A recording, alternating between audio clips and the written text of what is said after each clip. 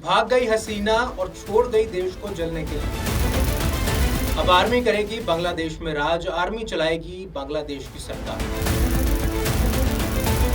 बांग्लादेश की प्रधानमंत्री शेख हसीना ने अपने ओहदे से इस्तीफा दे दिया और अपनी कुर्सी, अपना घर, सब कुछ छोड़कर चली गई हैं। कुछ लोगों का तो ये भी मानना है, ये भी कहना है कि पीएम हसीना बांग्लादेश छोड़कर हेलीकॉप्टर से सीधा पहुंची हैं ममता दीदी के घर यानी वेस्ट बंगाल यानी भारत में उन्होंने अपना डेरा जमाया है। हालांकि इस बात की पुष्टि नहीं हुई है। बांग्लादेश में अब आर्मी अपनी सरकार चलाएगी। पीएम हसीना के घर पर प्रदर्शनकारियों ने धावा बोल दिया। सिर्फ इतना ही नहीं, जहां जहां पीएम हसीना बैठती हैं, जहां खाना खाती हैं, वहां चिकन खाया, शेख हसीना के बिस्तर पर आराम किया और जूते, चप्पल, साड़ियां, जो कुछ भी मिला वहां से लेकर फरार हो गए। लेकिन सवाल ये उठता है कि बांग्लादेश में ऐसे हालात कैसे और क्यों बने। इन चीजों को जानने के लिए इस क्रोनोलॉजी को जानना आपके लिए बहुत जरूरी है। 5 जुलाई 2024 इस दिन ढाका हाई कोर्ट ने फैसला लिया कि बांग्लादेश की आजादी के लिए लड़े फ्रीडम फाइटर्स के परिवार वालों को सरकारी नौकरियों में 56% रिजर्वेशन मिलेगा। इस फैसले के बाद पूरे बांग्लादेश में प्रोटेस्ट शुरू हो गए। अलग अलग कॉलेजेस, अलग अलग यूनिवर्सिटीज में प्रोटेस्ट शुरू हुए। पहले ये सिर्फ वोकल थे, बाद में हिंसा बढ़ी। शेख हसीना ने इन प्रोटेस्टर्स को जब देशद्रोही कहा तो इससे पूरे बांग्लादेश में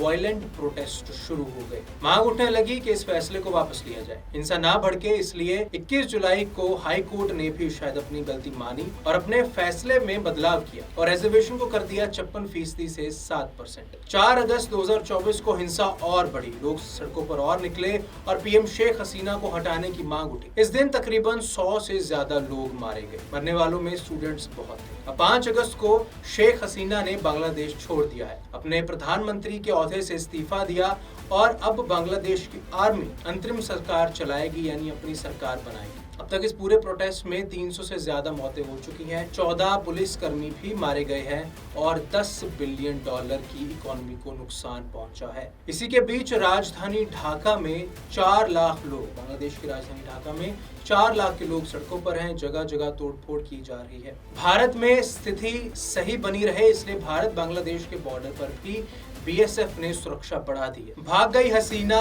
और छोड़ गई देश को जलने के लिए। अब आर्मी करेगी बांग्लादेश में राज, आर्मी चलाएगी बांग्लादेश की सरकार।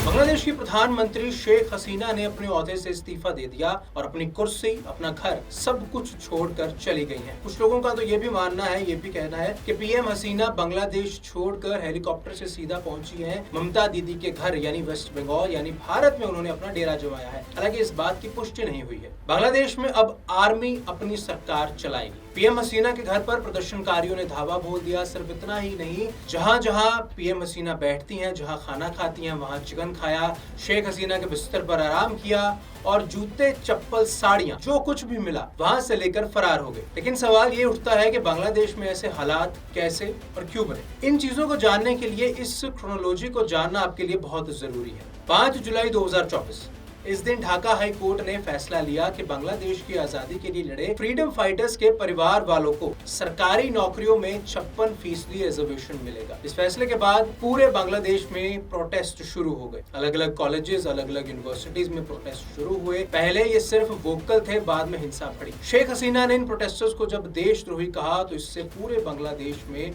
वायलेंट प्रोटेस्ट शुरू हो गए। मांग उठने लगी कि इस फैसले को वापस लिया जाए, हिंसा ना भड़के। इसलिए 21 जुलाई को हाई कोर्ट ने भी शायद अपनी गलती मानी और अपने फैसले में बदलाव किया और रिजर्वेशन को कर दिया 56% से 7%। 4 अगस्त 2024 को हिंसा और बढ़ी, लोग सड़कों पर और निकले और पीएम शेख हसीना को हटाने की मांग उठी। इस दिन तकरीबन 100 से ज्यादा लोग मारे गए। मरने वालों में स्टूडेंट्स बहुत थे। 5 अगस्त को शेख हसीना ने बांग्लादेश छोड़ दिया है, अपने प्रधानमंत्री के ओहदे से इस्तीफा दिया और अब बांग्लादेश की आर्मी अंतरिम सरकार चलाएगी यानी अपनी सरकार बनाएगी। अब तक इस पूरे प्रोटेस्ट में 300 से ज्यादा मौतें हो चुकी हैं, 14 पुलिसकर्मी भी मारे गए हैं और $10 बिलियन की इकोनॉमी को नुकसान पहुंचा है। इसी के बीच राजधानी ढाका में 4 लाख लोग, बांग्लादेश की राजधानी ढाका में 4 लाख के लोग सड़कों पर हैं, जगह जगह तोड़फोड़ की जा रही है। भारत में स्थिति सही बनी रहे इसलिए भारत बांग्लादेश के बॉर्डर पर भी बीएसएफ ने सुरक्षा बढ़ा दी है।